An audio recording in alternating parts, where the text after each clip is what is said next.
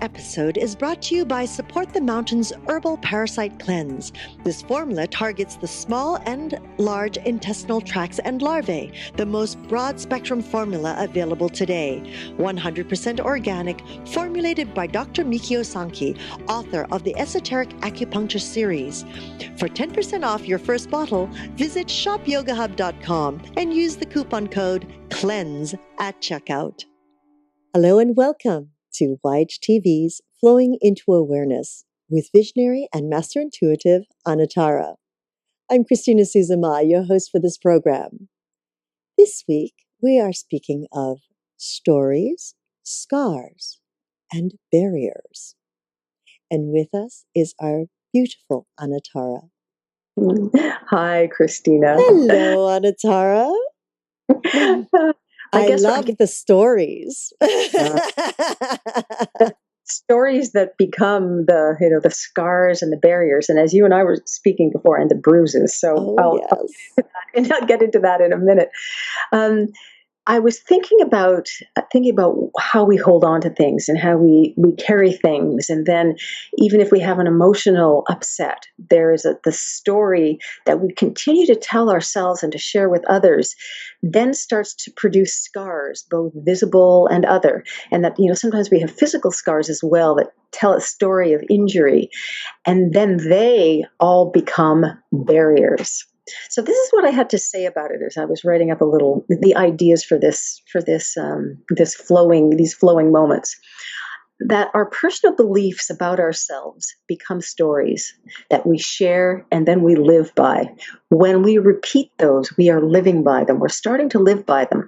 And other people are expecting that they will hear that story, see that scar whenever they talk to us. We wear visible and invisible scars that remind us of the belief attached to the rifts that created them. We often believe that a scar cannot be soothed or dissolved. Through this approach, we create a barrier that is reinforced every time we think about it. So, let's delete the programming that makes a scar linger. This is very liberating. All right, so how does a story become a scar? We have a relationship and the relationship dissolves, it becomes uncomfortable, it becomes miserable, and we build up ideas in our head about ourselves and about that partner. And when we take on something about, let's say, being mistreated or being misunderstood, we start to wear that the way we supposedly received that as a scar. The scar is a resonant idea deep within us that becomes more and more of a scar the more that we revisit it, the more that we revisit what we think the reasons for it are. So that scar does more to us. It's not just a concept or an idea or something invisible. It starts to show by making our persona less vibrant. It starts to show when we make choices that don't allow us to go past whatever that idea is about ourselves. It starts to show when we think, I've been shut down by this person that didn't understand me, when actually we're shutting ourselves down from within because we've taken on a belief and made a scar out of it. Now, there are other kinds of scars. We may cut ourselves badly. We may be in an accident and something in our physical visage changes. We have a scar. We have a memento that seems to be embedded in us, attached to us. It has become us. And every time we look at that scar, we are reminded about whatever trauma created it. We're not reminded about how we have superseded that event and come through in flying colors and are alive and aware and not subject to whatever that injury might have been. We think about the trauma. We repeat the negative experience. We say, oh, that was a close call. I almost didn't make it. Or, wow, there was a lot of pain involved with that. And whatever events were happening with that physical trauma, we keep those alive as well. In that way, the stories, the scars they become a barrier. They become a barrier to looking at life through a place that says, that was an interesting experience, and now I'm going to choose to live knowing that that happened and carrying with me how I succeeded and how I triumphed rather than how I was scarred, rather than how a fear of whatever that might be has created a barrier from me.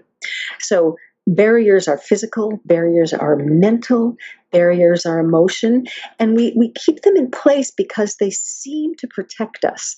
They seem to give us strength in the face of projected, a projected idea that might come to us again. But do we need those barriers?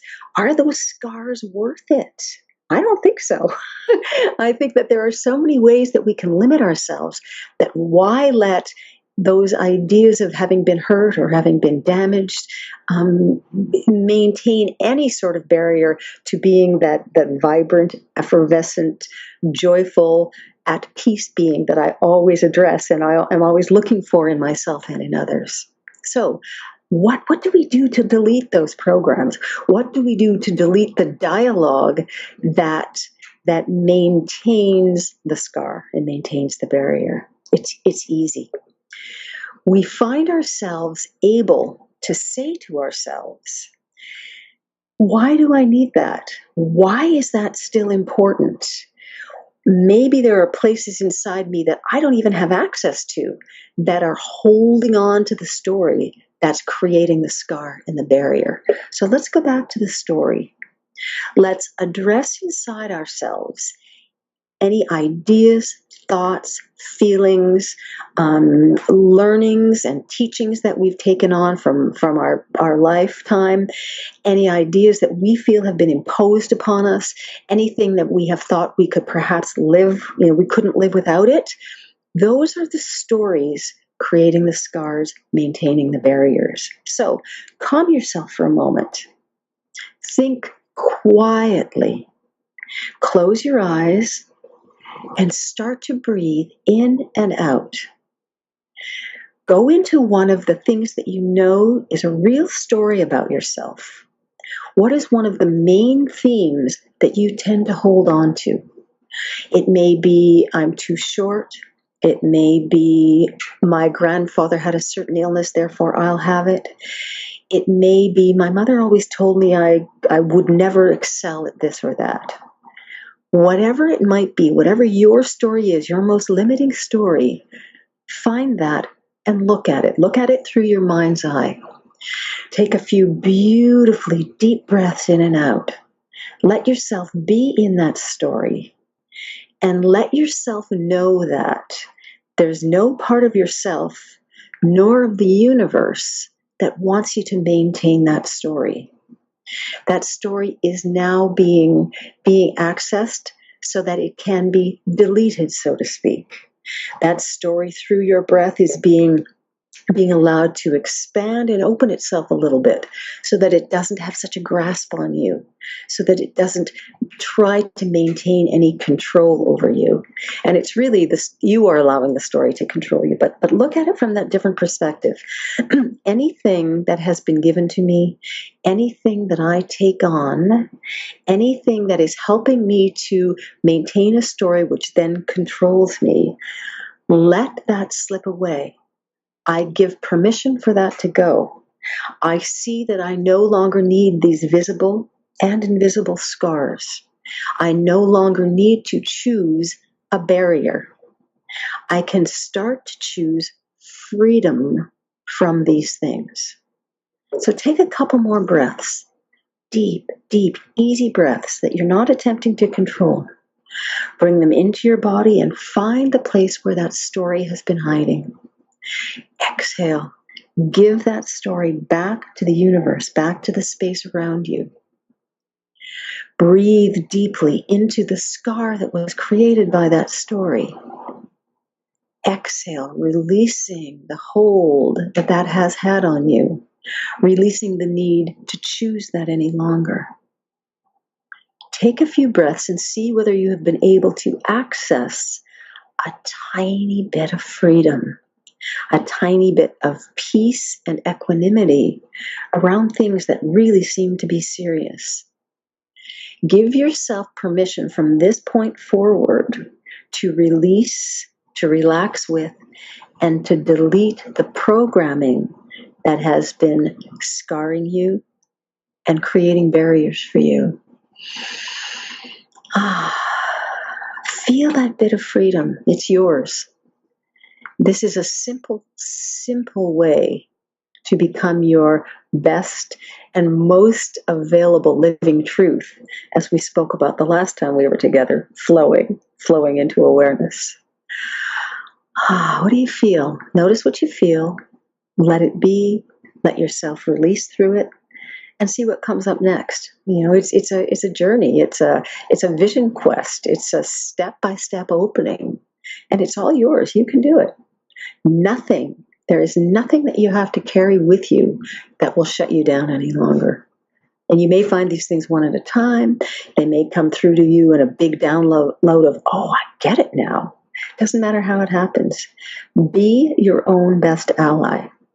Move through this. Move into your next best version of your own, very own living truth. That was so beautifully articulated and so very true. I like the way that you have expressed it in the means of a story, because that's truly what it is. You know, the story, the drama that we create in our lives and we hold on to.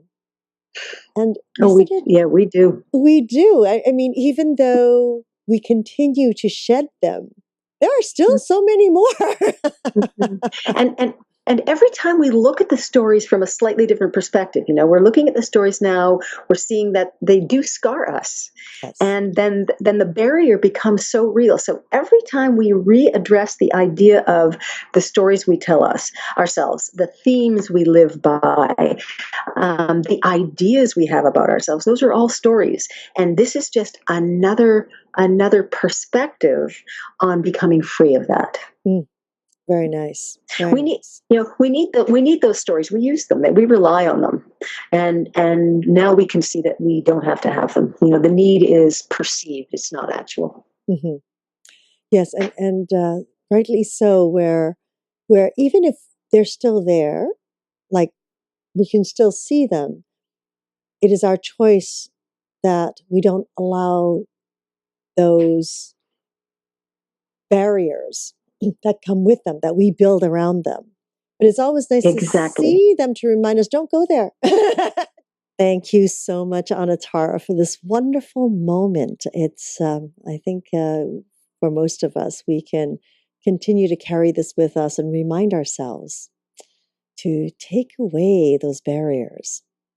And we would, of course, like to thank each and every one of you for joining us in this new platform of education and information. We're grateful for your continuous support, and we look forward to hearing your feedback on how we can serve you better. You can connect with Anatara by following her on Twitter @Anatara, and of course through her own website at anatara.ca.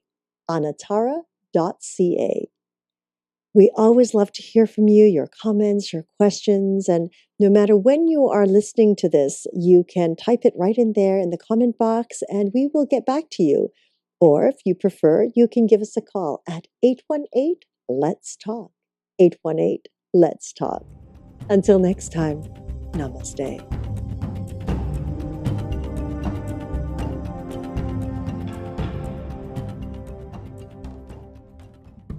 Things that we can describe and be the most creative through.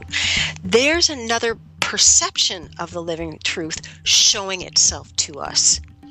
So when we think that I have to be one thing, I have to do a particular course of action, a particular job for the rest of my life, we are denying our living truths. Our living truth is always going to be able to inform us about what to